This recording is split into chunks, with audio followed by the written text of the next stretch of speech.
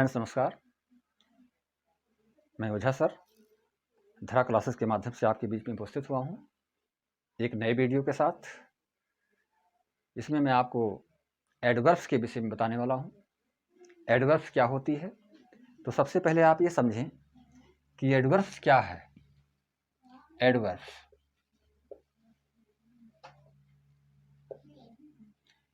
ये एडवर्ब जो होती है इसको हम हिंदी में क्रिया विशेषण कहते हैं।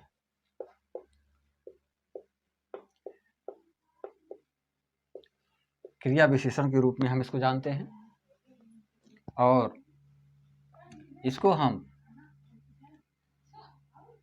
सिंपल एडवर्ब्स के रूप में और इंट्रोगेटिव एडवर्ब्स के रूप में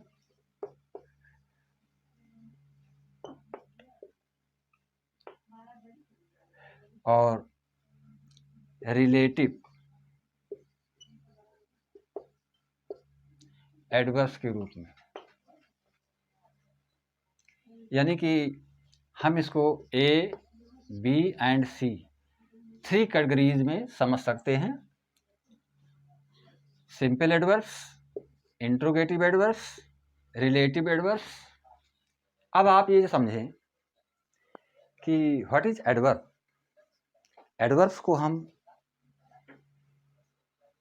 केवल नाउन और प्रोनाउन को छोड़कर बाकी सभी पार्ट्स ऑफ स्पीच में प्रयोग करते हैं। नाउन प्रोनाउन के अलावा हम इसको verb, adjective, conjunction, preposition, interjection इन सब में प्रयोग करते हैं, परंतु जो है नाउन और प्रोनाउन में हम एडवर्ब्स का प्रयोग नहीं करते।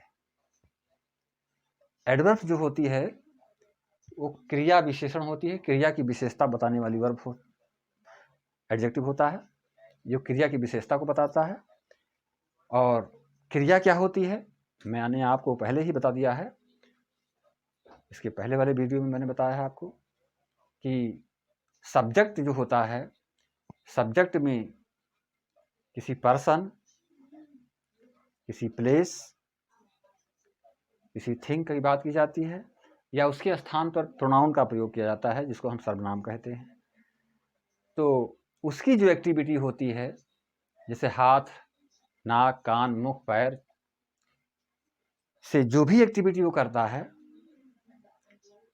वो एक क्रिया होती है। और उस क्रिया को जब हम विशेषता के तौर पर देखते हैं, उसके साथ विशेषण जोड़ देते हैं तो वह एडवर्ब हो जाता है। बहुत सिंपल सी बात है। इसको हम ओनली 3 कैटेगरीज में बांट सकते हैं। और फर्स्ट जो है मैं आपको बताने वाला हूं सिंपल एडवर्ब क्या होता है। सिंपल एडवर्ब के विषय में आपको बताएंगे, उसके पश्चात इंट्रोगेटिव एडवर्ब्स के विषय में बताएंगे और लास्ट में रिलेटिव्स एडवर्ब्स के विषय में बताया जाएगा। मेरे दोस्तों, ये हर तरह से एग्जाम में भी पूछा जाता है। जितने भी कॉम्पिटिटिव एग्जाम होते हैं स्टूडेंट्स के लिए बहुत ही आवश्यक होते हैं एडवर्ब्स के विषय में जानकारी करना। तो सबसे पहले मैं आपको सिंपल एडवर्ब्स के विषय में बताना चाहता हूं, जिसको कि साधारण क्रिया विशेषण के रूप में प्रयोग करते हैं। साधारण क्रिया विशेषण के रूप में इसको जानते हैं मेरे दोस्तों। तो आप सिंपल, हाँ तो फ्रेंड्स आप देखेंगे यहाँ पर कि ये जो है सिंपल एडवर्ब्स को हम एडवर्ब्स ऑफ टाइम के रूप में भी जानते हैं। इसको 6 कैटेगरीज में बांटा गया है। Adverb of time, adverb of place, adverb of, तो इस तरह से हम फर्स्ट में जो है इसको पढ़ेंगे एडवर्ब्स ऑफ टाइम के रूप में कि he has seen the red fort before. वो पहले ही लाल किले को देख चुका है।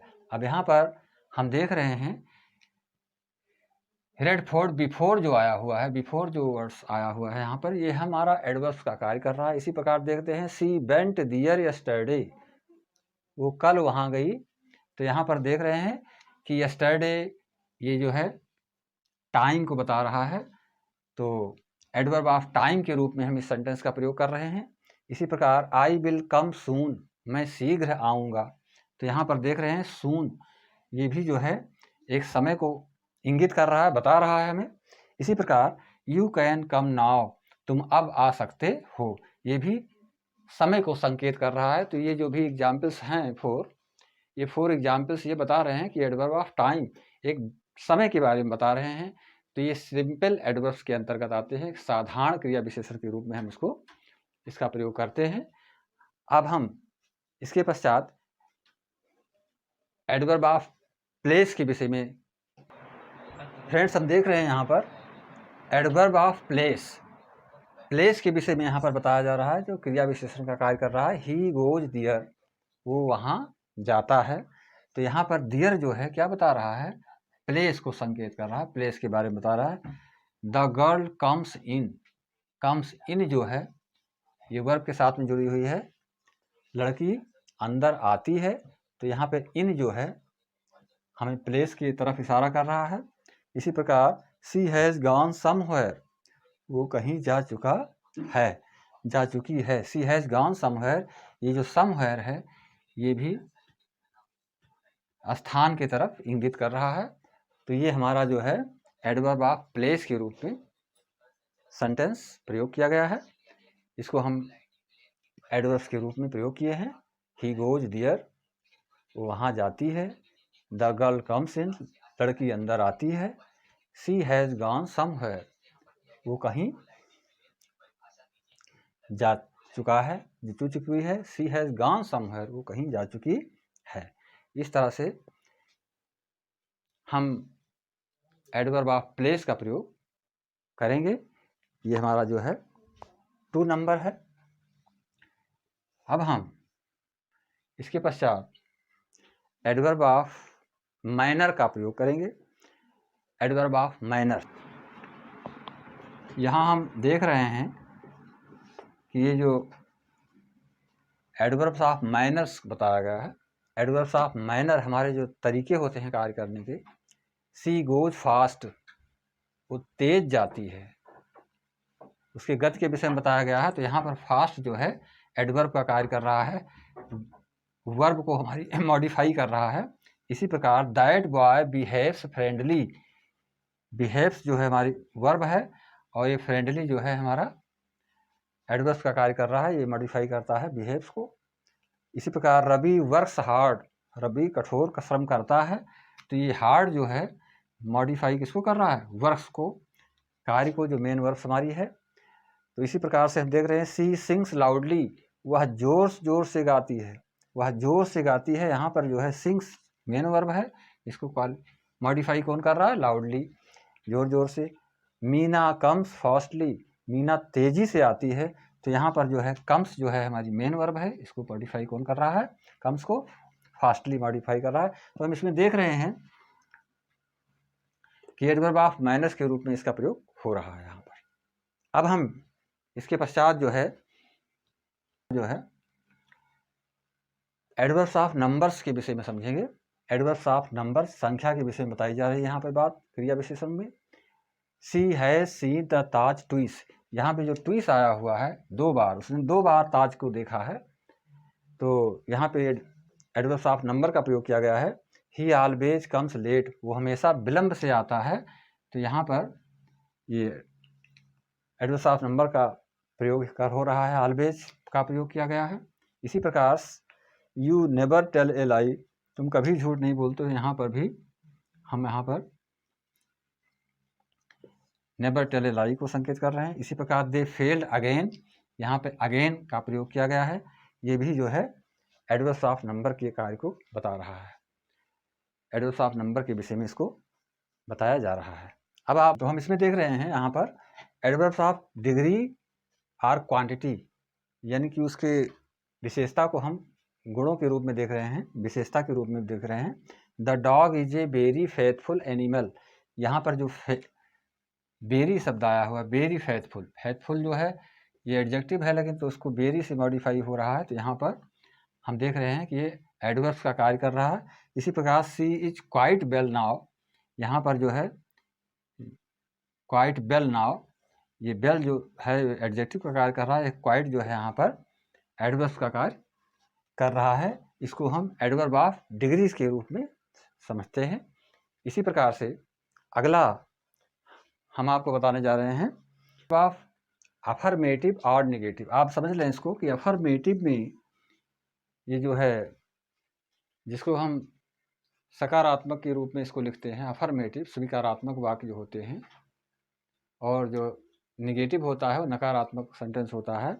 तो दोनों तरह से जब सेंटेंस होते हैं तो उनको हम किसके रूप में प्रयोग करते हैं? उनको हम एडवर्ब ऑफ अफर्मेटिव और नेगेटिव के रूप में, जैसे सी विल रियली कम टुडे, वो वास्तव में आज आएगी। तो यहाँ पर जो है अफर्मेटिव के रूप में ये चीज़ बताई जा रही है, इसमें नेगेटिविटी नहीं दिखाई पड़ रही है। तो ये जो है एडवर्ब ऑफ अफर्मेटिव और नेगेटिविटी अफर्मेटिव के रूप में यहाँ पे प्रयोग किया गया है। टुडे जो कि समय को भी इंगित कर रहा है, लेकिन इसमें पॉसिबिलिटी बताई गई है। इसी प्रकार से he is really sad today, वो वास्तव में आज दुखी है। तो यहाँ पर हम देख रहे हैं कि ये भी सेंटेंस जो है आपका उसके दुखी होने को बता रहा है, अफर्मेटिव के रूप में प्रयोग किया गया है। ये थर्ड नंबर में देखेंगे कि Mohan will not teach you, Mohan तुम्हें नहीं पढ़ाएगा। ये सेंटेंस जो है यहाँ पर देख रहे हैं कि ये नेगेटिविटी बता रहा है, नेगेटिव संकेत कर रहा है, ना पढ़ाने की बात कह रहा है। तो Mohan will not teach you, Mohan तुम्हें नहीं पढ़ाएगा, आपको नहीं पढ़ाएगा। इसी तरह से 4 नंबर में देखेंगे you are not my friend, तुम मेरे मित्र नहीं हो। यहाँ फिर भी नेगेटिविटी की बात आ रही है। तो इस तरह से हम इसको 6 नंबर पार्ट में एडवर्ब ऑफ अफर्मेटिव और नेगेटिव के रूप में इस एग्जाम्पल्स को समझते हैं।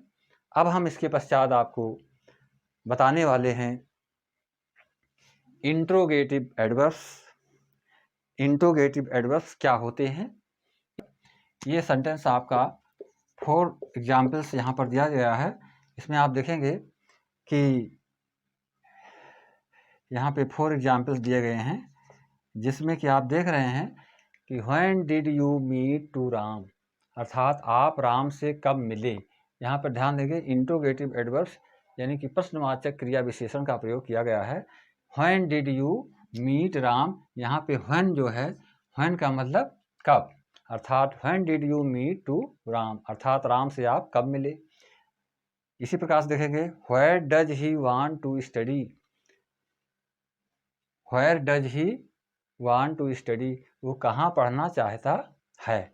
यहाँ पे व्हेयर जो है इंट्रोगेटिव एडवर्ब्स के रूप में कार्य कर रहा है। इसी तरह से why has the child not slept, बच्चा क्यों नहीं सो चुका है, यहाँ पे व्हाई का प्रयोग किया गया है। और इसी तरह से how do you get good marks, आपने अच्छे अंक कैसे प्राप्त, आप अच्छे अंक कैसे प्राप्त करते हैं। तो यहाँ पर ये देख रहे हैं कि व्हेन, व्हेयर, व्हाई और हाउ, ये सारे जो क्वेश्चन वर्ड हैं ये हमारे लिए इंट्रोगेटिव एडवर्ब्स का कार्य करते हैं। जब भी सेंटेंस में इस तरह से क्वेश्चन वर्ड आते हैं तो उन्हें हम इंट्रोगेटिव एडवर्ब्स के रूप में समझते हैं, जो हमारे लिए बहुत ही आवश्यक होते हैं।